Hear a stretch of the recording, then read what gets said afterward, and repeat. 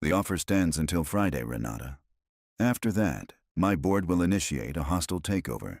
The choice is yours. Landon Valerius's voice is smooth as polished steel, echoing in the cavernous, moonlit lobby of the Onyx Tower. Renata Kensington glares at her rival, her jaw tight with a fury she refuses to show. "Get out of my building, Landon." Landon just smiles, a predatory glint in his eyes. As he turns to leave, his gaze falls on Nate Rowe, who is quietly buffing the marble floors nearby, doing his best to remain invisible. A cruel smirk plays on Landon's lips. He stops and gestures toward Nate with his chin. "Still struggling? Perhaps your janitor has some insights," he says, his voice dripping with condescension. He certainly sees the company from the ground up. Renata's eyes flash with anger at the insult, but then a wave of bitter, reckless frustration washes over her. She turns to Nate, her voice laced with mocking sarcasm. "All right, you heard the man. Give me your brilliant financial advice. What's the master plan for Kensington Enterprises?" Nate stops his buffer, the humming motor dying into a deafening silence. He slowly looks up, first at Landon, then directly into Renata's eyes. His expression is unreadable. "Cancel the Cerberus acquisition," he says, his voice steady and clear. "Your offshore holding company isn't firewalled correctly. It's vulnerable to a leveraged buyout clause hidden in the fine print. When you sign that deal on Friday, you won't be buying a company. You'll be handing over a 51% controlling interest in your company for pennies on the dollar." The silence that follows is absolute, a vacuum that sucks the air from the lobby. Landon's smirk dissolves, replaced by a flicker of stunned disbelief, then a flash of pure rage. Renata doesn't move. She doesn't even seem to be breathing. The janitor's words, spoken with the calm authority of a surgeon diagnosing a fatal tumor, have landed like a physical blow. "What kind of insane nonsense is that?" Landon sputters, his voice a harsh rasp. "Have you been sniffing your cleaning chemicals?" "Renata, this man is clearly unhinged. You should have him fired. Better yet, arrested for harassment." But Renata isn't looking at Landon. Her eyes, sharp and analytical, are locked on Nate. She sees no trace of madness in his gaze, only a weary, unshakable certainty. The Cerberus deal was a top-secret defensive maneuver, a poison pill designed to fend off Valerius dynamics. The vulnerability he described, that specific terrifying clause buried in layers of legalese, was a phantom that haunted her private discussions with her legal team. It was a one-in-a-million possibility, a risk she had been assured was contained. "Security," Renata says, her voice a low command that cuts through the tension. Two guards stationed by the entrance immediately step forward. Landon's face twists into a triumphant sneer, assuming they are for Nate. "Escort Mr. Valerius from the premises," Renata continues, her voice like ice. "His presence here is no longer required." Landon's jaw drops. "Renata, you can't be serious. You're going to listen to this nobody?" "I am," she says, her gaze never leaving Nate. "Now leave." The guards flank Landon, their expressions impassive. He glares at Nate, his eyes burning with a look of pure hatred, a look that promises retribution. Then, with a final, disgusted scoff, he allows himself to be led out, the glass doors hissing shut behind him. The lobby is silent again, but the atmosphere has changed. Nate stands frozen, the handle of the floor buffer suddenly feeling slick in his sweaty palm. He just broke the single most important rule of his new life: be invisible. He has been seen, he has spoken, and in doing so, he may have just destroyed everything. "You," Renata says, pointing a single sharp finger at him. "With me." Now she turns on her heel and strides toward her private elevator, not waiting to see if he follows. Nate's heart hammers against his ribs. This is it. The end. He'll be fired, and with no job, there's no money for Lily's medication. The thought sends a jolt of pure terror through him. He abandons his buffer and walks on numb legs, following the most powerful woman in the city into the lion's den. The ride up to the 80-floor penthouse office is unnervingly silent. Nate stands in the corner of the glass elevator, watching the city lights spread out below like a fallen constellation. It's a world he used to belong to, a world he once understood. Now, he feels like an alien visiting a planet he was exiled from. The doors open directly into her office. It's a vast, minimalist space, dominated by a single, massive desk of black marble and a floor-to-ceiling window that offers a god's-eye view of the metropolis. There are no family photos, no personal trinkets, just power, distilled into glass, steel, and silence. Renata walks to her desk but doesn't sit. She turns to face him, her arms crossed, her expression a mask of controlled intensity. "Who are you?" she demands. It's not a question. It's an accusation. "Nate Rowe," he says, his voice barely a whisper. "Night shift maintenance." "Don't play games with me," she snaps. "There are 3 people in the world who know about the leverage clause in the Cerberus contract. Me, my chief counsel, and the snake I just had thrown out of my lobby. So I'll ask you again. Who are you, and how do you know about my deal?" Nate's mind races. The truth is a weapon that could destroy him. He can't tell her who he was. He can't mention Landon's name in any context other than the one she already knows. He has to stick to the data. "I read things," he says, the answer deliberately vague. "Public filings, market analyses. Sometimes you see patterns that other people miss." "Patterns?" She scoffs, circling him like a shark. "You're telling me you deduced a fatal flaw in a multi-billion-dollar private acquisition from reading public documents? You think I'm a fool?" "No," Nate says, meeting her gaze. "I think you're in trouble. That clause wasn't an accident. It's a trap. It was designed to look like a standard indemnity provision, but the legal language is deliberately ambiguous. It's triggered by the transfer of offshore assets, which is the entire basis of the deal. The moment you sign, Valerius files an injunction, and his lawyers will argue that the clause gives them the right to acquire your shares at a predetermined, catastrophically low price. He's not trying to take your company, he's trying to steal it." Renata stops pacing. She stares at him, her mind visibly processing the information. He didn't just identify the problem. He had just described the exact predatory mechanism of the trap, a scenario her own legal team had dismissed as paranoid fantasy. She walks to her desk and leans against it, her expression unreadable. For a long, agonizing minute, she says nothing. Nate can hear the frantic beat of his own heart. Finally, she speaks, her voice dangerously quiet. "I am in a war, Mr. Rowe, and I am losing. My company is being systematically attacked, and I have a traitor on my board feeding Valerius information. The Cerberus deal was supposed to be my last line of defense. Now you're telling me it's a guillotine." She pushes off the desk and walks toward him until she is standing just a few feet away. Her eyes are like chips of granite. "I don't know if you're a spy, a ghost, or some kind of savant. Frankly, I don't care. Right now, you are the only person who has given me a piece of the truth. So here's the deal." She holds up 2 fingers. 48 hours. That's what you have. I want irrefutable proof that Landon Valerius engineered this trap. I want to know who my traitor is, and I want to know how to turn this entire thing around and destroy him with it. Nate stares at her, speechless. "You want me to investigate your company?" "I want you to save it," she corrects him. "You'll have my personal authority. Full access to any data, any personnel, any resource you need. No one will question you." She leans in closer, her voice dropping to a deadly whisper. "If you succeed, you can write your own check. Name your price. But if you fail, if you're wasting my time, or if this is some elaborate trick, I will personally see to it that you spend the rest of your life in a federal prison. Do we have an understanding?" Nate thinks of Lily, her pale face, her quiet strength. The little bottle of pills on their kitchen counter that gets emptier every day. This is madness. It's a suicide mission. But it's also the only lifeline he's been thrown in 6 years. He takes a deep breath, the ghost of his former self rising from the ashes. "Yes, Ms. Kensington," he says, his voice finding a strength he thought was long gone. "We have an understanding." The air in the office crackled with the weight of Nate's acceptance. Renata gave a single, sharp nod. The decision made. The time for deliberation was over. She strode to her desk and pressed a button on a sleek intercom. "Corinne," she said, her voice crisp.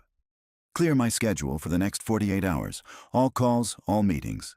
Then, I need you to issue a new security credential, Alpha Prime Clearance, for a Mr. Nathaniel Rowe. He is to have unrestricted access to all Kensington networks, databases, and facilities, effective immediately. He will be operating under my direct authority. There will be no questions and no delays. Is that understood?" A calm, professional voice replied from the speaker. "Understood, Ms. Kensington. Is there anything else?" "Yes. Prepare the auxiliary strategy suite on this floor and send up a new inbox secure mainframe laptop. Now, right away, Ms. Kensington." Renata switched off the intercom and looked at Nate. The transformation had begun. He was no longer a janitor. He was a ghost in her machine, a weapon she was aiming at the heart of her enemy. "The strategy suite is across the hall," she said, gesturing toward the door. "It's small, soundproof, and has a direct fiber line to our servers. You'll work from there. The laptop will have everything you need to start. My personal cell number will be on the desktop. You report only to me." Nate could only nod, his mind reeling. Alpha Prime Clearance, strategy suite. He had gone from mopping floors to the company's inner sanctum in less than 15 minutes. A woman, Corinne, with a severe haircut and an efficient demeanor, arrived moments later. She handed Nate a heavy black laptop and a stark white keycard with no name, only a gold chip. She didn't meet his eyes, her professionalism a mask for what was clearly burning curiosity. Renata led him across the hall to a door that looked like a simple closet. She pressed her thumb to a scanner, and it clicked open, revealing a small, glass-walled room. Inside was a minimalist desk, a high-backed chair, and a single, wall-sized monitor, currently dark. A fishbowl. He was on display for the entire executive floor to see. "Go," Renata said simply. "The clock is ticking." Nate stepped inside, the door closing with a soft, definitive click behind him. He was alone. He placed the laptop on the cool surface of the desk and opened it. It booted instantly to a simple, secure desktop. A single icon was in the center, Kensington Archive. He took a deep breath, the familiar scent of new electronics a ghost of his former life. His fingers, calloused from pushing a mop bucket, found the keyboard. The muscle memory was still there. He clicked the icon, and a login screen appeared. He swiped his new card. Access granted. The entire digital soul of Kensington Enterprises opened up before him. Financial records, internal emails, acquisition proposals, personnel files. It was an ocean of data. He knew he couldn't look for the traitor first. He had to prove the trap. He had to find the poison pill in the Cerberus deal. He navigated to the secure folder labeled ACQ_CERBERUS. He opened the primary contract file, a document over 1,000 pages long. He didn't read it. He went straight for the metadata, the history of revisions. He saw the logs of Renata's legal team, the back-and-forth negotiations, and then he saw it. An external revision. A file uploaded from an IP address outside the Kensington network. It was masked, routed through a proxy in the Cayman Islands, but the timestamp was there. 2 weeks ago. At 3:14 a.m., he tried to access the raw upload packet to trace its true origin. Access denied. He frowned. Alpha Prime Clearance should have let him in. He tried again. Blocked. Someone had put a secondary, non-standard encryption layer on that specific file. A digital deadbolt. It was a move of extreme paranoia, or extreme cunning. It was Landon's signature. Nate's mind raced. He couldn't break the encryption from the front. He needed to find a back door. He started mapping the network architecture, his fingers flying across the keyboard. He wasn't just looking at the official schematic. He was looking for the flaws, the old, forgotten pathways. As the minutes bled into an hour, his focus was absolute. The world outside the glass walls faded away. The janitor was gone. The analyst had taken over. But then, a sharp vibration in his pocket shattered his concentration. His phone, a picture of Lily, smiling with a gap in her teeth, lit up the screen. His heart seized. He'd been in this glass cage for over 2 hours. He had forgotten to call. he answered, his voice instantly softening. Hey, sweet pea. I'm so sorry. I got held up at work. It's okay, Daddy. Lily's voice came through, small and tired. Mrs. Gable next door brought me some soup. Are you coming home soon? I can't tonight, Lily Pad, he said, the words feeling like shards of glass in his throat. I have to work a really long shift, a special project, but I'll be home as soon as I can, I promise. Okay, she said, her disappointment a palpable thing, even over the phone. Don't forget to check on my bottle.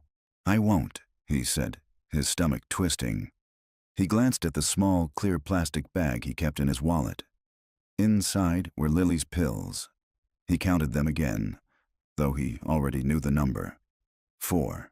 2 for the morning, 2 for the evening, enough for 2 days. The 48-hour clock wasn't just for Renata.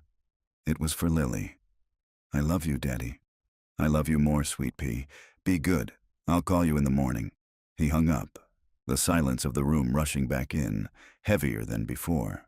He looked at the encrypted file on the screen, his resolve hardening into steel. Landon wasn't just a rival in a corporate game anymore. He was the man standing between his daughter and the medicine she needed to live. He turned his attention back to the network map. If Landon firewalled the data, he must have a way to access it himself. Nate began searching not for the file, but for the key. He started cross-referencing server access logs with the timestamp of the upload. Who else was logged into the network at 3:14 a.m. 2 weeks ago? He found a match. A single user, not a person. It was an automated account associated with the building's HVAC and environmental systems. It was a ghost account, a relic from an old system upgrade, something no one would ever monitor. It had accessed the network for exactly 2 minutes, uploaded the file, and then logged off. The traitor hadn't just given Landon information.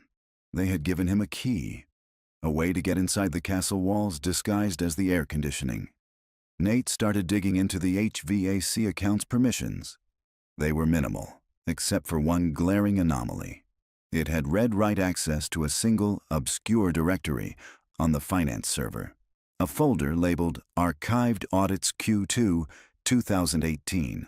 It made no sense. Why would an air conditioning unit need access to financial records from years ago? He opened the folder.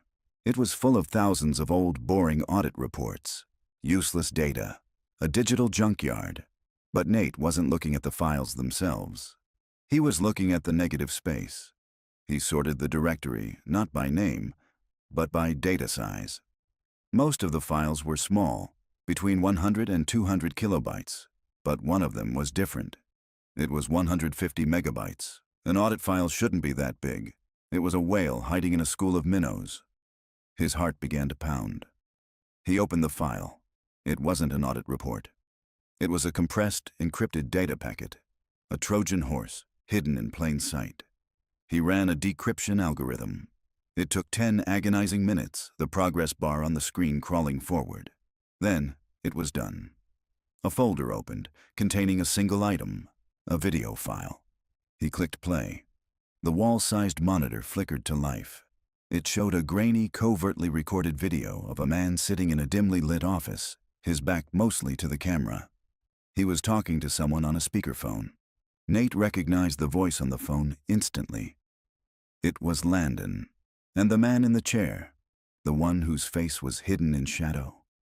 Nate recognized his silhouette. He recognized the expensive watch on his wrist. It was Arthur Clements, Renata's mentor, the most trusted and senior member of her board.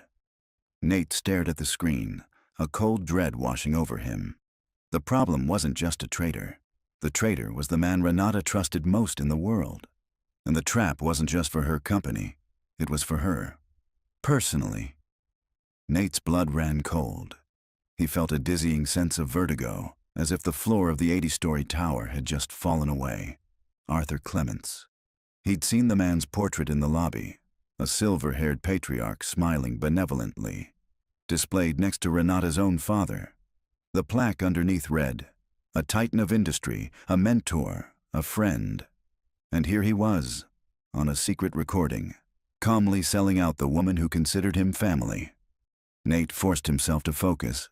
his analytical mind kicking in to suppress the wave of shock. He rewound the video, turning up the volume. The audio was slightly muffled, but clear enough. The final transfer will be made to the holding account in Zurich once the acquisition is signed, Landon's voice said, tinny through the speakerphone. Are you certain she won't get cold feet? Arthur Clements shifted in his chair, his face still in shadow. Renata is proud. She sees this Cerberus deal as her own brilliant move, a way to finally step out of her father's shadow. She won't back down. Her pride won't let her, and the board? The board is mine, Clements said, a chilling lack of emotion in his voice. They trust me. When the time comes, I will advise them that a buyout by your company is the only logical step to save their investment from Renata's reckless maneuver. They will vote with me. Perfect, Landon purred. Her legacy, my company, and your very comfortable retirement. It's almost poetic, Nate's hands clenched into fists. It was all there. The motive, the method, the sheer, breathtaking arrogance of the betrayal. This wasn't just business.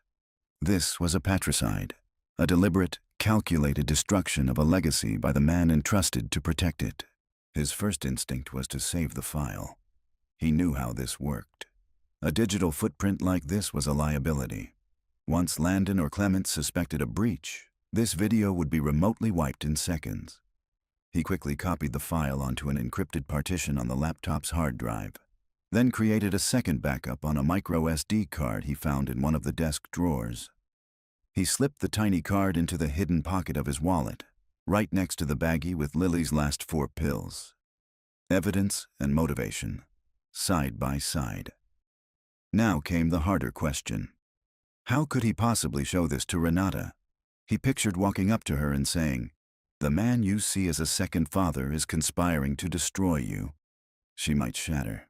She might lash out, accuse him of forging the evidence. A betrayal this deep defied logic. It was an emotional wound, and presenting it clinically could be disastrous. He needed more. He needed cold, hard data to back up the video. He had to build a case so airtight, so irrefutable, that her mind would be forced to accept the truth before her heart had a chance to reject it. He turned his attention back to the data streams. The video gave him everything he needed. Keywords: Zurich, holding account, Clements. He began a new targeted search, no longer a blind hunt, but a surgical strike. He dove into the encrypted international transaction logs for the past 6 months. Hours melted away. The sky outside the window began to lighten from inky black to a bruised purple, then a pale, hazy gray. The city was waking up, but Nate hadn't slept. Fueled by stale coffee from a machine Corinne had left outside his door and the raw, burning anger in his gut, he worked. He found the trail. It was brilliant in its subtlety. A series of small, authorized payments from Kensington's international division to a dozen different shell corporations for consulting services. From there, the money was bundled and rerouted, washed clean through a labyrinth of accounts, until it all trickled into a single, heavily encrypted holding account in Zurich. The account was registered to a shell entity named Argus Holdings. Nate ran a search on Argus Holdings. It was a dead end, completely anonymous, but he didn't need to see the name on the account. He had the video. He now had the entire financial architecture of the betrayal mapped out. Just as he was documenting the final transaction path, a movement in the hallway caught his eye. Arthur Clements was walking past his glass-walled office, a cup of coffee in hand, a paternal smile on his face as he greeted another executive. He paused for a moment, his gaze landing on the fishbowl office. He saw Nate inside, hunched over the laptop, a janitor oddly out of place. Their eyes met through the glass. Clement's smile didn't falter. He gave Nate a small, almost imperceptible nod, a gesture of condescending acknowledgement, the kind a king might give to a stable boy. Then he continued down the hall, disappearing into his own magnificent corner office. Nate felt a chill crawl up his spine. The old man had no idea. He was looking at his own executioner and didn't even know it. The casual arrogance of it, the absolute certainty that he was untouchable, solidified Nate's resolve. He couldn't wait. He couldn't risk letting Clements or Landon get suspicious. He looked at the clock on the monitor. 7:15 a.m. The 48-hour clock was a third of the way down. He spent the next hour compiling his findings into a single, secure file. He started with a simple flowchart showing the money trail from Kensington Enterprises to Argus Holdings. He attached the transaction logs, the server data, the proof of the HVAC backdoor. And at the very bottom, he embedded the video file, the final, devastating piece of the puzzle. He looked at the finished package. It was a digital bomb. He picked up the desk phone, the direct line to the CEO's office. He knew this call would change everything. It would shatter Renata's world, and it would either be the beginning of his salvation or the act that sealed his fate. He took a breath and dialed. She answered on the first ring, her voice alert and sharp, as if she hadn't slept either. "What have you got?" Nate's own voice was low and steady, belying the storm raging inside him. "I have it. All of it. The traitor, the mechanism, the proof." He paused, choosing his next words carefully. "But you need to see this in person, and you need to prepare yourself. This is worse than you imagined." A heavy silence hung on the line for a beat. Then Renata's voice came back, devoid of all emotion. "My office, 5 minutes." The line went dead. Nate gathered the laptop, his hands steady despite the adrenaline coursing through his veins. He took the micro SD card from his wallet and taped it securely to the inside of his belt, a paranoid reflex from a life he thought he'd left behind. Never walk into a meeting without an insurance policy. He stepped out of the glass-walled office and walked the short distance to the CEO's suite, the curious eyes of the early morning executives following his every move. He was no longer just an anomaly. He was a man about to meet with the Queen, and everyone knew a verdict was coming. Corinne, Renata's assistant, stood guard outside the office door. Her professional mask was firmly in place, but her eyes betrayed a flicker of intense curiosity as she opened the door for him without a word. Renata was standing by the massive window, a silhouette against the bright morning sun flooding the city. She didn't turn as he entered. "Show me," she commanded, her voice flat. Nate walked to the conference table at the center of the room and connected the laptop to the large monitor on the wall. He didn't start with the video. He started with the data. He had to build the cage before he revealed the monster. "The vulnerability in the Cerberus deal is intentional," Nate began, his voice calm and even. He brought up the flowchart he'd created. "It's part of a two-pronged attack. The first prong is financial." He walked her through the labyrinth of transactions, his words precise and clinical. He showed her the money flowing out of her company, washed through shell corporations, and deposited into the Zurich account. He pointed out the specific accounting loopholes that were exploited, the digital backdoors that were used. He spoke the language of his past, a language of numbers, patterns, and deceit. Renata watched, her expression unreadable, her posture rigid. She processed the complex data with terrifying speed, her sharp mind absorbing every detail. She was a general seeing the enemy's battle plans for the first time. "This is a masterpiece of fraud," she said, her voice a low growl. "Subtle, patient, nearly invisible. But it's just money. The real attack is the Cerberus clause. That's the kill shot exactly," Nate agreed. "The money trail is the payment for the information that made the kill shot possible. The intel had to come from someone on the inside, someone with access to everything, someone you trust." Renata finally turned from the window, her eyes boring into him. "You said you knew who. Who is Argus Holdings? Who is my traitor?" This was the moment. Nate took a slow breath. "The name on the account is a shell," he said softly. "But I didn't need a name. I found his confession." He minimized the spreadsheets, the screen going black for a second. His hand hovered over the video file. "What you're about to see," he started, then trailed off. There was no way to soften this. He simply clicked play. The grainy, covert video filled the screen. The sound of Landon Valerius's voice, smug and triumphant, filled the silent office, followed by the calm, measured tones of Arthur Clements. Nate didn't watch the video. He watched Renata. For the first few seconds, her expression was one of confusion. Then, as she recognized the voice, her mask of command didn't just crack, it disintegrated. The color drained from her face, leaving her skin as pale as the marble on her desk. A subtle, almost imperceptible tremor started in her left hand. Her eyes, wide with disbelief, were glued to the screen, her body utterly still, as if a single movement would shatter her into a million pieces. She listened to the man she called her mentor, the man who had stood by her father's side for 30 years, calmly and methodically outlining her destruction. She heard him call her proud, reckless. She heard him conspire to steal her father's legacy. Each word was a fresh cut, dismantling the foundations of her world. When the video ended, the screen went black, but the silence it left behind was deafening. Renata stood frozen for a full minute, her gaze fixed on the blank monitor, seeing nothing. Nate didn't speak. He didn't move. He just waited, giving her the space to navigate the wreckage of her trust. Finally, she blinked. Once, twice. She took a ragged breath, the first sign that she was returning to her body. Her hand, which had been trembling, clenched into a tight, white-knuckled fist. The shock in her eyes was slowly being replaced by something else. Something harder, colder, a burning, diamond-hard rage. She turned her head slowly, her eyes meeting Nate's. The vulnerability was gone, locked away behind a wall of pure steel. "That snake," she whispered, her voice rough with a pain so deep it was almost soundless. That ungrateful, treacherous snake. She walked to her desk, her movement stiff, and poured a glass of water from a crystal carafe. She drank it in one long, steady swallow. When she set the glass down, the sound was the only thing that broke the silence. "For 30 years he ate at my father's table," she said, more to herself than to Nate.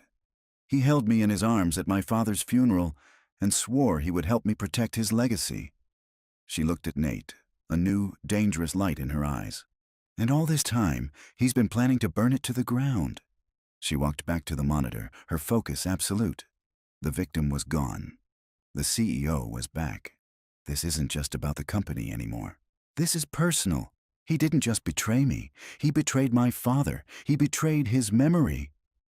She looked from the dark screen to Nate, and for the first time, he wasn't just an asset or an anomaly. He was the only person in the room she knew for certain she could trust. The dynamic between them had irrevocably shifted. "They set a trap for me, Nate," she said, his first name sounding strange and yet perfectly natural on her lips. "Landon and Arthur. They expect me to walk into it on Friday like a lamb to the slaughter." Her lips curved into a smile that held no warmth, only the promise of retribution. "What do we do now?" she asked, her voice low and lethal. "How do we burn them to the ground?" Nate had been waiting for this question. He had been thinking about it all night. Revenge wasn't enough. It had to be poetic. It had to be complete. "They've handed us the weapon," Nate said, his own voice hardening. "The Cerberus contract. We don't cancel the deal. We don't run from the trap." He stepped closer to the monitor, a plan crystallizing in his mind, bold and terrifyingly risky. "We let them spring it, but when the jaws snap shut, we make sure they're the ones caught inside." A dangerous light flickered in Renata's eyes. The shock had burned away, leaving behind the cold, clear focus of a predator. "Tell me," she said, her voice a low command. Nate stepped closer, the adrenaline sharpening his thoughts into a fine point. "Landon and Arthur's trap is perfect," he began. "But it has one weakness, their arrogance. They believe you're reacting to a business threat, so they're prepared for a business move. They expect you to cancel the deal, try to renegotiate, or even sue. What they don't expect is for you to knowingly sign their doctored contract." "Because it would be suicide," Renata countered. "Only if it's their contract," Nate said. "We need to amend it. We add our own clause, a reciprocal poison pill, something buried so deep in the legalese that a man convinced of his own genius won't bother to read it." He started pacing, the ghost of his old life taking over completely. "The clause will state that if the leveraged buyout provision is triggered under circumstances deemed to be fraudulent or conspiratorial by an independent arbiter, then the contract is not only void, but all assets of the initiating party, Valerius Dynamics, used as collateral for the attempt are forfeited to Kensington Enterprises as liquidated damages. Renata's eyes widened as she grasped the sheer audacity of the plan. You want to use their trap to bankrupt them. I want to use their trap to annihilate them, Nate corrected her. Landon used a hidden clause to steal my life's work. It's time we returned the favor. A slow, wolfish grin spread across Renata's face. It was the first genuine smile Nate had seen from her, and it was terrifying. I like it, she said. It's vicious, poetic, but it's impossible. My chief counsel, Robert, would have to draft it. He's loyal, but he's part of the system Arthur controls. The moment we ask him to write a clause like that, Arthur will know something is wrong. Then we don't use Robert, Nate said. Renata paused, considering. A look of resolve settled on her face. She walked to her desk and picked up her personal phone, scrolling through the contacts. There's one person, she said, more to herself than to him. She's the only one my father trusted implicitly. She's retired, but she would burn down the world for my family. She pressed the call button. Evelyn, she said, her voice changing, losing some of its hard edge and taking on a tone of respect and warmth. It's Renata. I'm fine, yes. Listen, I need you. Here, in my office. It's an emergency of the highest order. No, I can't explain over the phone. Just, please, Evelyn. I wouldn't ask if it wasn't while she was on the phone. Nate's own phone vibrated. It was a text from his neighbor, Mrs. Gable. Hi, Nate. Lily seems a bit warm. Said her head hurts. Just wanted to let you know. Nate's blood turned to ice. A fever. For Lily, a simple fever wasn't simple. It was a warning sign that her system was fighting something it couldn't handle, a prelude to the episodes of debilitating pain that left her bedridden. The 4 pills in his wallet suddenly felt like 4 grains of sand. He needed to solve this. He needed the money Renata had promised. He needed it now. He was texting back a reply when Renata hung up. She saw the look on his face, the sudden shift from master strategist to terrified father. What is it? She asked, her voice sharp but not unkind. My daughter, Nate said, his own voice strained. She's not well. I can send my personal physician, Renata offered immediately. He's the best in the city. He can be at your apartment in 30 minutes, Nate was floored by the offer, but he shook his head. No, thank you, but no. I don't want her involved in this. I need to check on her. He called Lily's phone. Mrs. Gable answered. He could hear Lily's weak cry in the background. His heart shattered. It's just a small fever, dear, Mrs. Gable said kindly. But she's asking for you. I know, Nate said, closing his eyes, trying to project a calm he didn't feel. Can you give her one of the pills from the bottle on the counter? Just one, and make sure she drinks plenty of water. I'll be home as soon as I can. He ended the call, feeling completely helpless.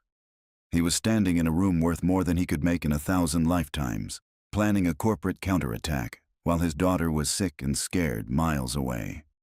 She'll be here in an hour, Renata said softly, bringing him back to the present.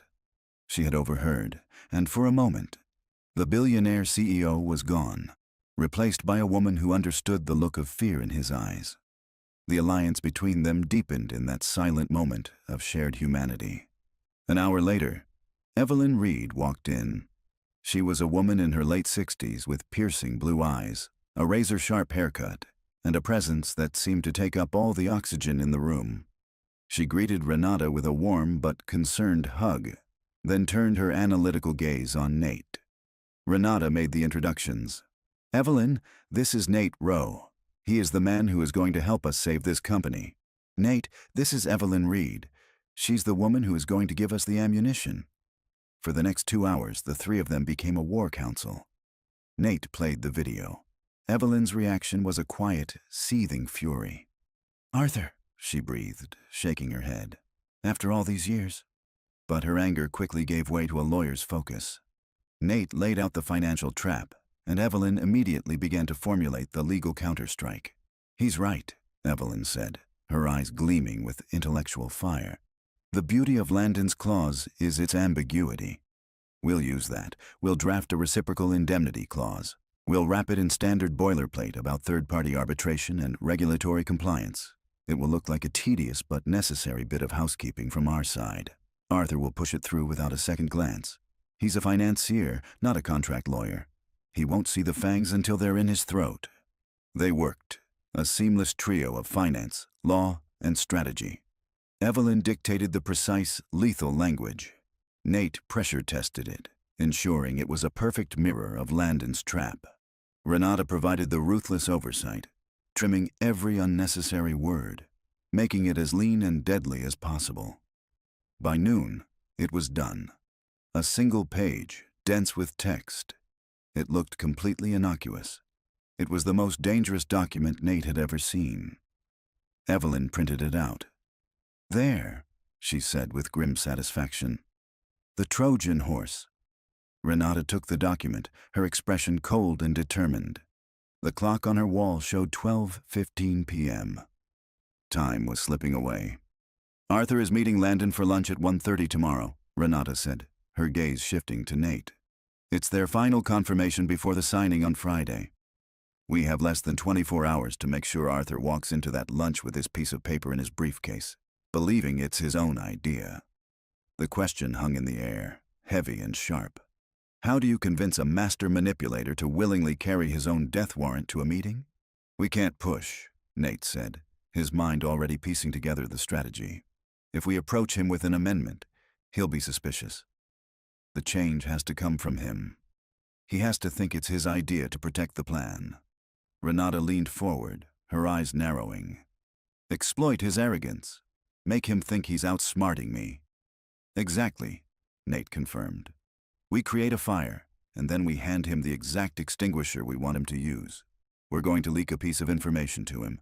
We're going to make him believe that a different, much more obvious flaw has been discovered in the contract, a red herring."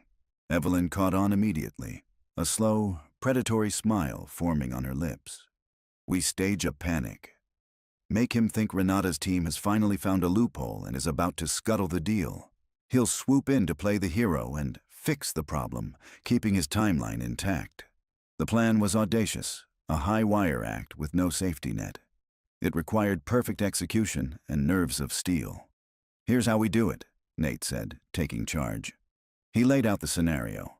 He would draft a memo detailing a plausible but ultimately harmless flaw. A supposed conflict with a new, obscure EU banking regulation that could delay the transfer of offshore funds. It would be a technical nightmare, threatening to tie up the deal in red tape for months. Renata would then, accidentally, leave a printed copy of this memo on a table in the executive lounge, a place she knew Arthur walked through every afternoon. "He'll find it," Nate said with certainty. "He's a spy in his own house. He's looking for whispers and secrets. He won't be able to resist. And when he comes to me to warn me about this flaw?" Renata asked. "You play the part," Nate instructed. "You're panicked, furious at your legal team for missing it. You're on the verge of calling Landon to postpone everything. Arthur can't let that happen. It would derail his entire scheme. He'll demand a solution, an immediate one." "And that solution," Evelyn finished, tapping the single, deadly page they had drafted, "will be this. I'll be the outside consultant you brought in to handle the crisis. I'll present this as the simplest, cleanest way to patch the hole the trap was set."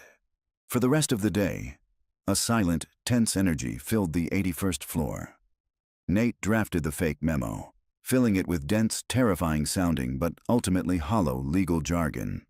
At precisely 4 p.m., Renata walked through the executive lounge, sat for 2 minutes with a cup of tea, and walked out, leaving the document behind as if she'd forgotten it in her haste. They watched from her office using a discreet security camera feed. 20 minutes later, Arthur Clement strolled through. He poured himself a drink, his eyes casually sweeping the room. They saw him spot the file. A flicker of interest. He glanced around, then casually picked it up, tucking it into his own leather-bound folder. He had taken the bait. The rest of the evening was a long, agonizing wait. Nate tried to work, to trace other connections, but his mind was elsewhere. He thought of Lily, hoping the single pill was enough to keep the fever at bay. The silence was finally broken at 9 a.m. the next morning. Corinne's voice came over Renata's intercom. "Mr. Clements is here. He says it's urgent." "Send him in," Renata said, her voice a perfect imitation of strained anxiety. Arthur entered, his face a mask of grave concern. He held up the fake memo. "Renata, we have a serious problem." The performance began. Renata feigned shock, then fury. She slammed her hand on her desk. She berated her absent legal team. She spoke of canceling the signing. Nate, playing the role of a junior analyst, stood silently in the corner of the room, looking terrified. No, that's too drastic," Arthur said, his voice calm and reassuring. Exactly as Nate had predicted. "Panicking is what Valerius wants. We simply need to close this loophole. A minor amendment should suffice." "There's no time," Renata snapped. "The signing is tomorrow." "There's always time for a solution," Arthur said smoothly. At that moment, as if on cue, Corinne announced the arrival of Evelyn Reed. Evelyn entered, all business. She listened as Renata and Arthur explained the problem. She reviewed the fake memo, frowning with concentration. Nate watched Arthur. The old man was completely absorbed in his role as the steady hand, the wise counselor calming the hysterical woman. He had no idea he was a puppet in a play written for him. "The analyst is correct," Evelyn said, nodding at Nate. "This is a nasty little snag, but Arthur's right. It's fixable." She pulled a single page from her briefcase. "I took the liberty of drafting some standard indemnity language that should resolve the EU regulatory conflict. It's boilerplate, really, but it's clean and bypasses the entire issue. It strengthens our position." She handed the page to Arthur. It was their Trojan horse. Arthur read it over. Nate held his breath. He saw the old man's eyes skim the dense paragraphs. He was looking for phrases about canceling the deal or changing payment terms. He wasn't looking for a reciprocal liability clause wrapped in the language of regulatory compliance. He saw only what he wanted to see, a quick, elegant solution that kept his plan on schedule. "This looks perfectly adequate," Arthur announced, his relief palpable. He was proud of himself. He had averted the crisis. "In fact, it's excellent. Simple. Clean." He turned to Renata. "Let me handle this. I'm meeting Landon for lunch. I'll present this as a final, minor revision from our side. A formality. He'll sign off on it without a thought." He placed the page into his briefcase, snapping it shut with a satisfying click. He had just locked away the weapon of his own destruction. After he left, the three of them stood in silence, the residual tension slowly draining from the room. It had worked. It had worked perfectly. Renata sank into her chair, a long, ragged breath escaping her lips. She looked at Nate, her eyes filled with a mixture of awe and disbelief. "You were a ghost, mopping my floors." "Just 2 days ago," she said, her voice quiet. "Now you're the one pulling the strings of the most powerful men in this city." The compliment didn't land. Nate's phone vibrated with another text from Mrs. Gable. "Fever is a little higher. She's asking for you again." He pulled out his wallet and stared at the remaining 3 pills. The victory felt hollow, a distant thing. The real world, the one that mattered, was miles away and slipping through his fingers. He looked up at the billionaire CEO, the weight of his reality pressing down on him.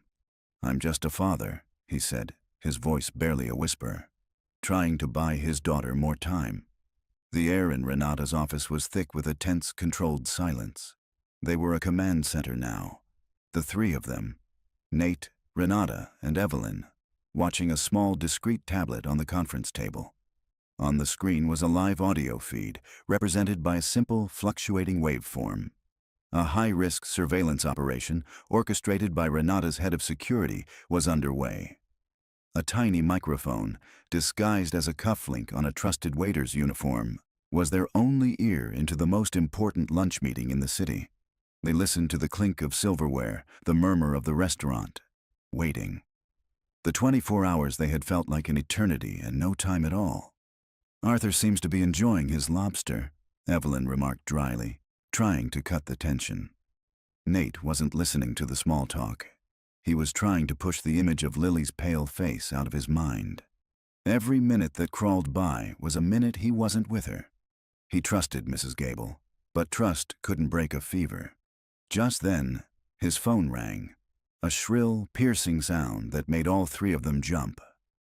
The caller ID read, Northwood Elementary. His heart plummeted. It was the school nurse. "Mr. Rowe?" a concerned voice said. "It's Sharon at Northwood. Lily's fever has spiked quite high. She's a bit disoriented and she's asking for you. I think you need to come get her." The world narrowed to the sound of that voice. The billion-dollar deals, the corporate espionage, it all evaporated. His daughter was sick and scared, and he wasn't there. "I'm on my way," he said, his voice thick. He was already standing, grabbing his jacket, his mind a chaotic whirl of logistics. He could take a cab, get to her in 30 minutes, but then what? He couldn't afford an emergency room visit, not without insurance. "Nate!" Renata's voice cut through his panic. She was standing now, too. "Go! We'll handle this." He looked from the tablet, the mission he was so close to completing, to the door. He was torn. He was the only one who truly understood Landon's mindset, the only one who would know for sure if he was taking the bait. "I can't," he said, the words tasting like ash. "We need to hear this." Renata looked at the raw agony on his face, at the impossible choice tearing him apart. A decision clicked into place behind her steel blue eyes. She picked up her personal phone and dialed. "Dr. Alistair, it's Renata Kensington. I have an emergency. I need your best pediatric team. Not just you, the whole team. Mobile diagnostic unit, everything. I'm sending you an address. I want you there in 20 minutes. No, it's not for me. It's for the daughter of the most important person in my company. Spare no expense." She hung up and looked directly at Nate. Her voice was firm, leaving no room for argument. "My medical team is on its way to your apartment. They will take care of her. They will have everything she needs. Let me handle this, Nate. You and I, we have a different battle to fight right now. Let me fight for your daughter so you can fight for us." Tears pricked at the corners of Nate's eyes. For 6 years, he had been utterly alone, fighting for Lily with nothing but his own 2 hands. Now, in the most unlikely of circumstances, this formidable, powerful woman was using her empire to protect his daughter. "Thank you," he whispered, the words inadequate. "We're partners now," she said simply. "We take care of our own." As if on cue, the audio feed from the tablet crackled to life. Arthur's voice, smooth and avuncular, came through clearly. "A minor bit of housekeeping, Landon. Renata's lawyers are in a panic over some EU regulation. This just cleans it up. A formality, really." There was a pause. Nate, Renata, and Evelyn all leaned in, holding their breath. They heard the rustle of paper. Landon's laugh, arrogant and dismissive, filled the speaker. "Her lawyers are panicking? Good. Let them.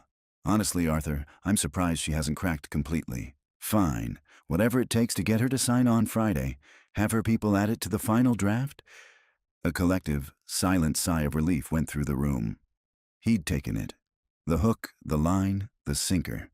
The trap was set.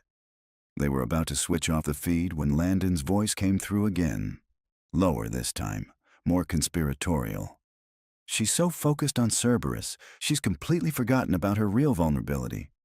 Even if something goes wrong with this deal, which it won't, the Argent Protocol will finish her by the end of the month anyway." Nate and Renata locked eyes. A cold wave of dread washed over their victory. "Argent Protocol?" Arthur's reply was a low chuckle. "One fire at a time, my boy. One fire at a time. Now, about that stock option package you promised me." The conversation shifted, but Nate's mind was stuck. Argent. The word meant silver. Or it could refer to Argentina. Or it could be a code name. A second bomb.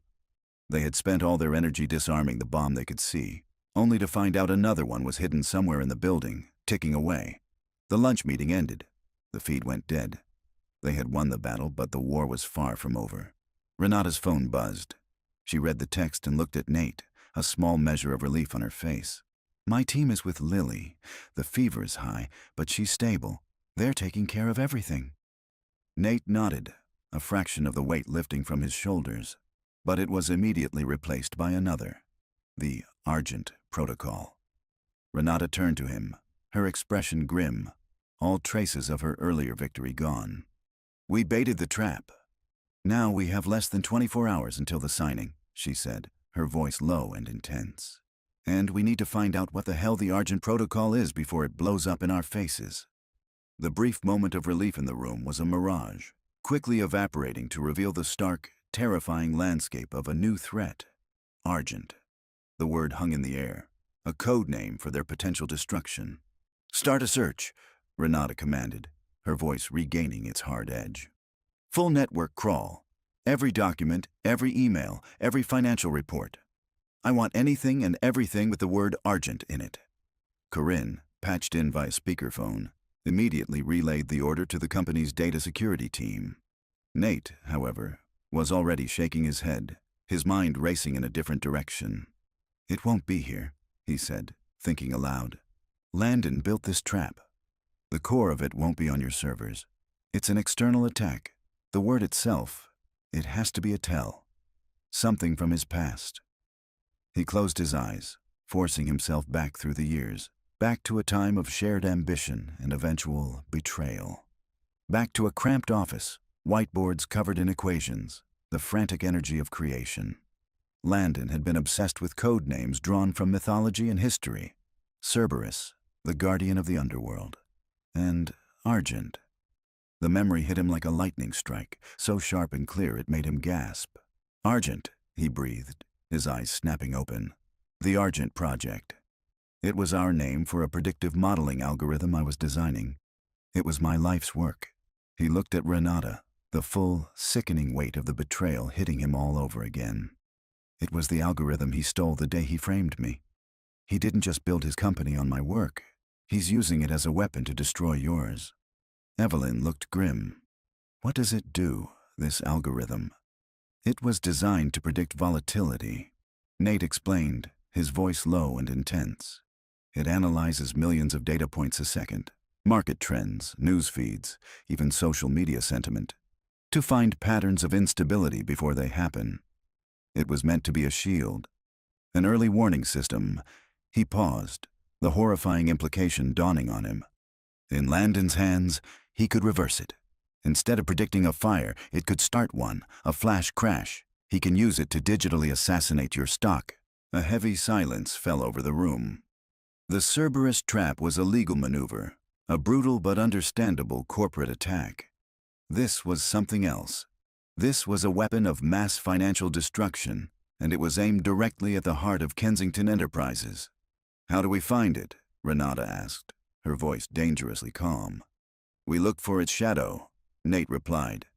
He turned back to the laptop, his fingers a blur. He bypassed Kensington's internal network and opened a direct raw feed to the stock market's high-frequency trading data. It was a torrent of pure information, billions of transactions a second, a meaningless waterfall of noise to almost anyone else. But Nate knew what he was looking for. He was hunting for a ghost, his own. As Nate worked, lost in the digital storm, Renata's phone buzzed. It was Dr. Alistair. She listened, her expression changing from tense to something softer, something Nate hadn't seen before. She ended the call and turned to him. "That was the doctor," she said, her voice gentle. Nate's head snapped up, his heart in his throat. "Lily is responding to the treatment. The fever is breaking. But more than that, they ran a full genetic panel. They think they've identified the specific enzyme deficiency causing her illness. Alistair says it's treatable. Not just managed, Nate. Treatable. There's a new gene therapy that has shown incredible results." Nate stared at her, unable to process the words. Treatable. A word he had given up on ever hearing. For years he'd been treading water, trying to keep Lily's head above the waves. Now this woman was telling him she could teach his daughter to fly. The immense crushing weight he had carried on his shoulders for 6 years began to dissolve, replaced by a hope so fierce it was painful. "Renata," he started, his voice cracking. "I don't know what to say." "Say we'll win," she said, her eyes blazing with a new, personal fire. "You save my company. I'll save your daughter. That's the deal." The promise hung in the air, a sacred vow. It was all the fuel Nate needed. He turned back to the screen with a renewed, ferocious determination. He wasn't just fighting for his name anymore. He was fighting for Lily's future. For 2 more hours, he hunted. He filtered out the noise, searching for the faintest of rhythms, the telltale signature of his own complex code. And then he found it. A tiny, almost invisible pulse of high-frequency trades, all focused on Kensington stock. It was a parasite attached to the market, dormant but alive. It was the Argent Protocol, waiting. "I found it," he said, his voice grim. "It's armed." "Can we disable it?" Evelyn asked. "No," Nate said. "It's too deep inside the global market architecture. But I can see the trigger." He followed the lines of code, his blood running colder with every discovery. The protocol wasn't just a backup plan. It was the main event.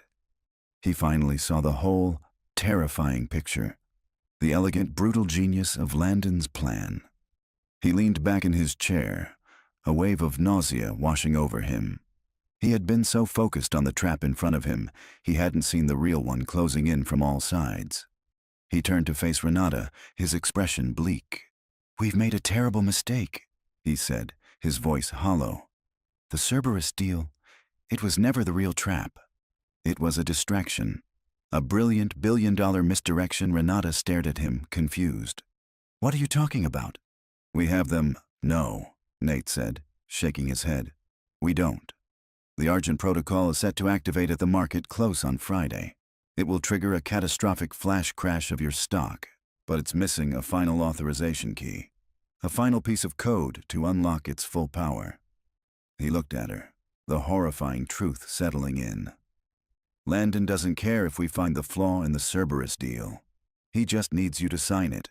The digital signature from the official signing of that contract, that's the final key. The Cerberus trap isn't the bomb." He took a shaky breath. "It's the detonator." The revelation hit the room like a shockwave, collapsing the structure of their carefully laid plan. Their victory was a phantom. Their brilliant countermove was, in fact, the final step in Landon's grand design. "So we're trapped," Evelyn said, her voice grim, stating the obvious. "If we sign, Argent activates and we're wiped out. If we don't sign, Landon initiates the hostile takeover, and with Arthur poisoning the board, he'll win."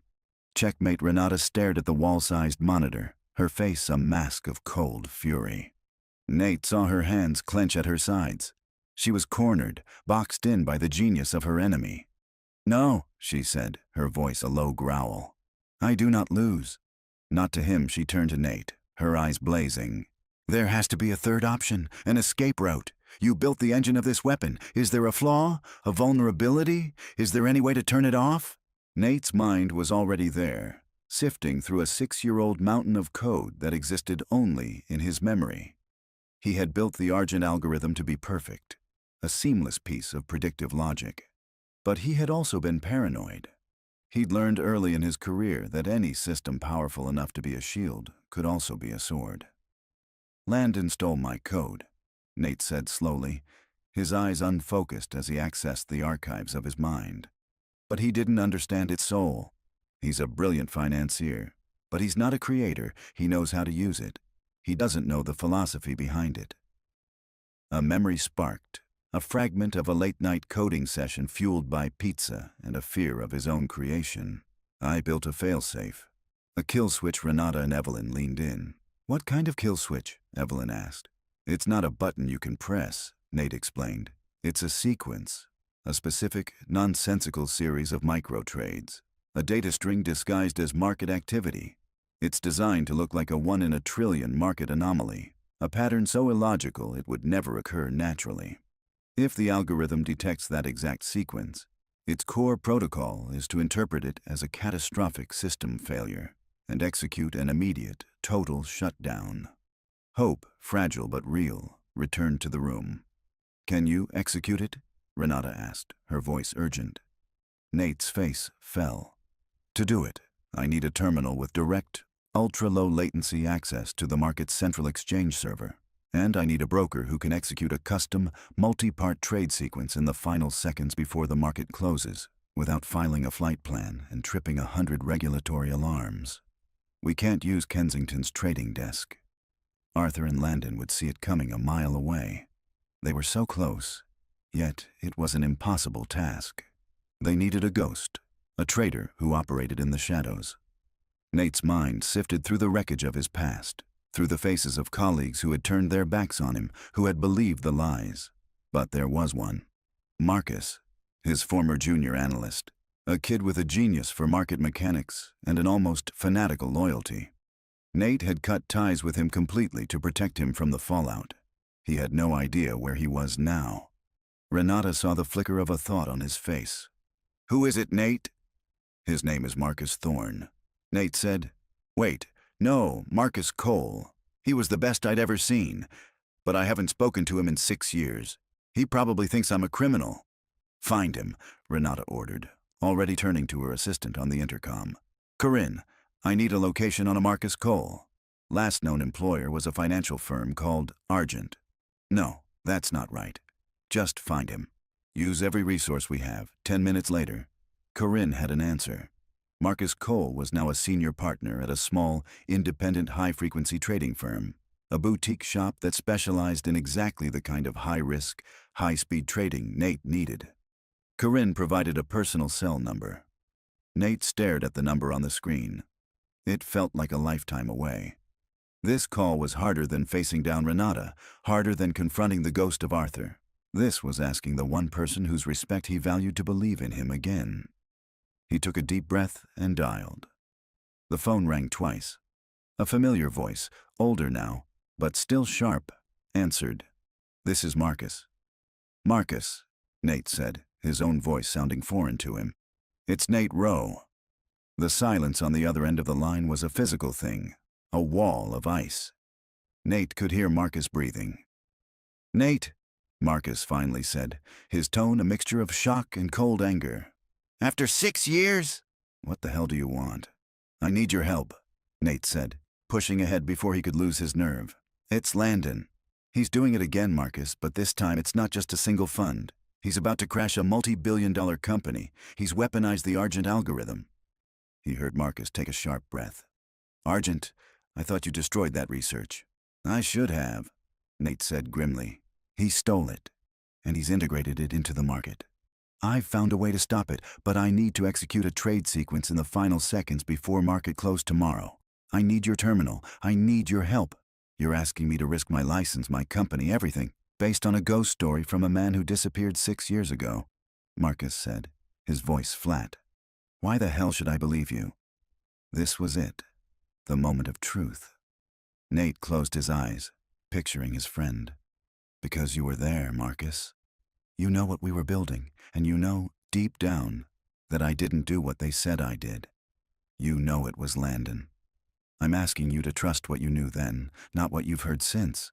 Another long, agonizing silence. Nate's hope began to fade.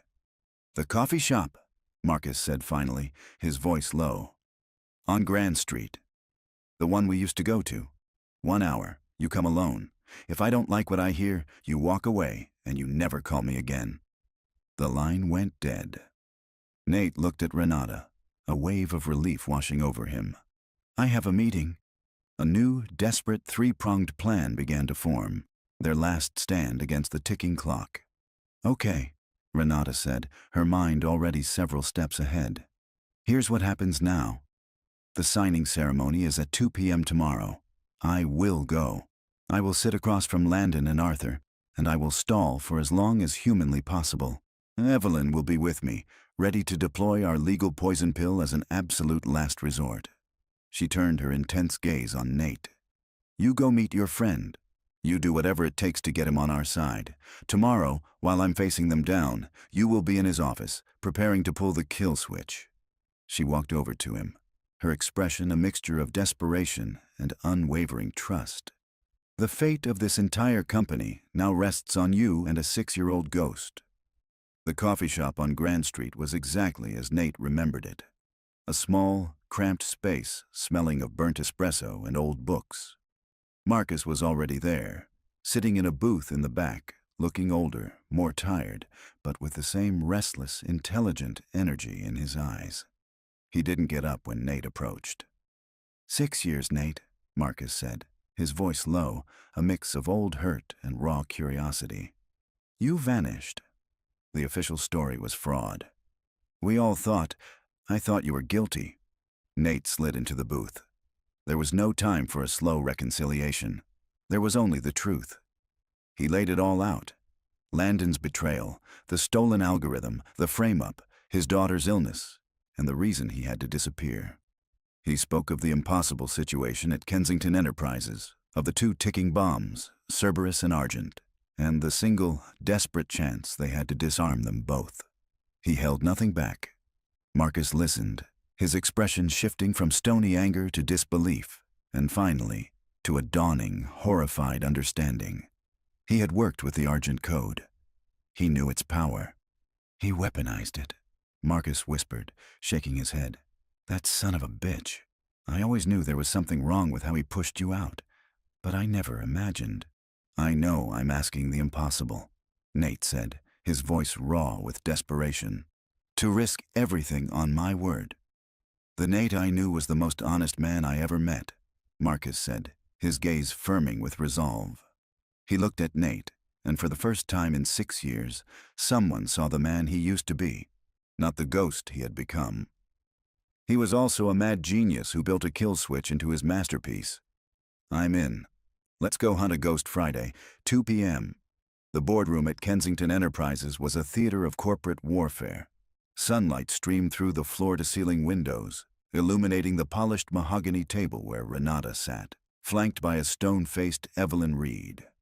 Across from them sat Landon Valerius and Arthur Clements, radiating an aura of triumphant victory.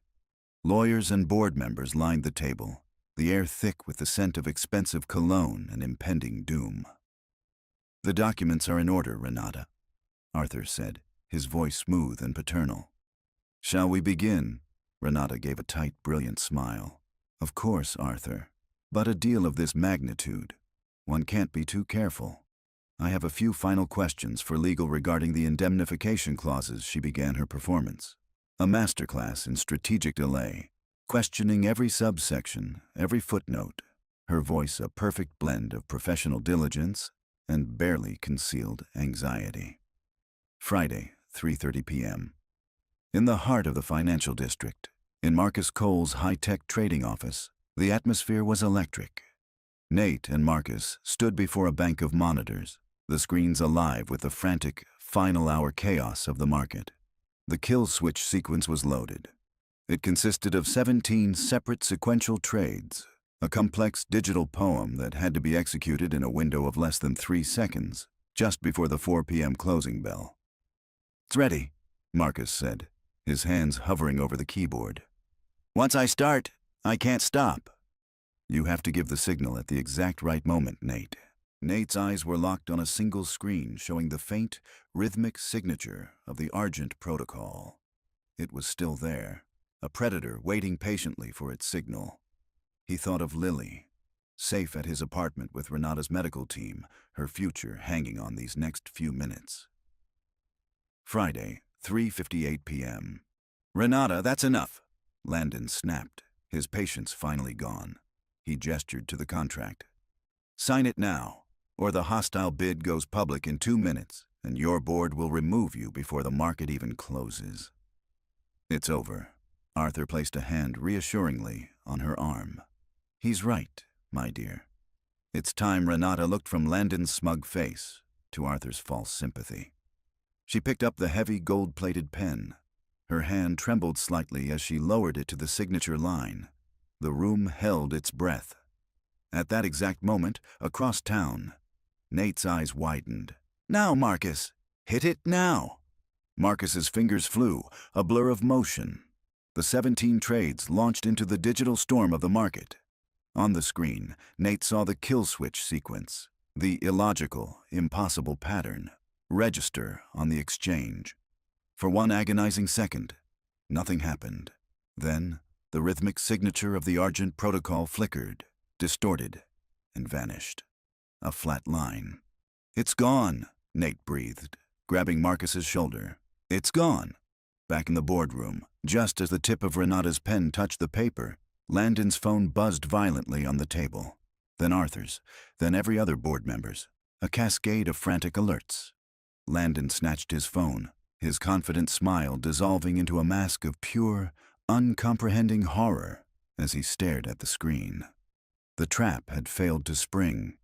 His own company's stock was in a nosedive from a massive, inexplicable sell-off, the echo of the kill switch. He looked up from his phone, his eyes wide with disbelief, and met Renata's gaze. She smiled, a slow, cold, triumphant smile, and gently placed the pen back on the table. Her own phone buzzed with a single, prearranged text from Nate. "The ghost is gone." "Gentlemen," Renata said, her voice ringing with absolute authority. She stood up, every eye in the room now fixed on her.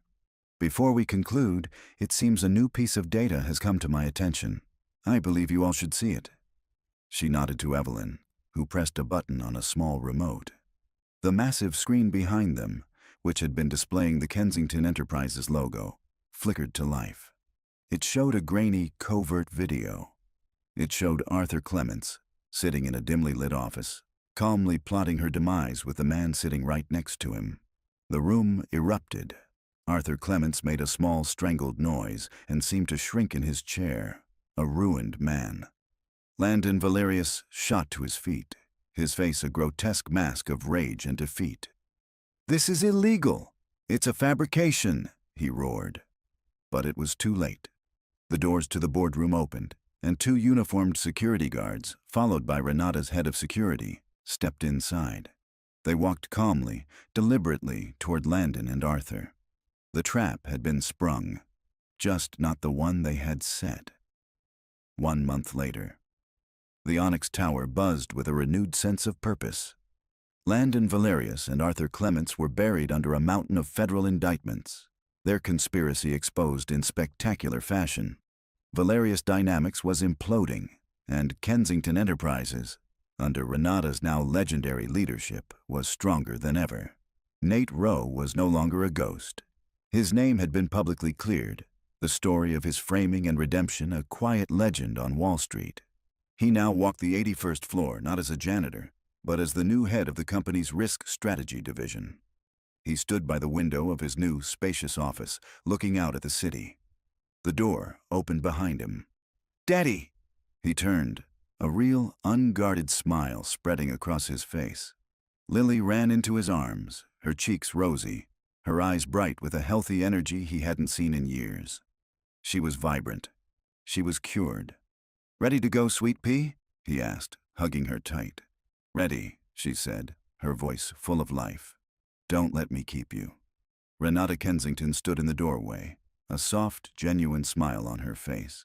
The alliance forged in crisis had softened into a deep, abiding friendship. "You earned your weekend." "We both did," Nate said, his heart full of a gratitude so immense it almost overwhelmed him. He looked at his daughter, then at the woman who had gambled everything on a ghost. He had his life back. He had his daughter's future back. He was no longer invisible. Sometimes the most valuable assets aren't on any balance sheet. They are the hidden talents we overlook, the quiet integrity we dismiss, and the courage to listen when a voice speaks the truth from the shadows. And sometimes the greatest risk yields the greatest reward, a second chance. And just like that, another story is over. I always wonder where you all are and what you're doing when you listen to these.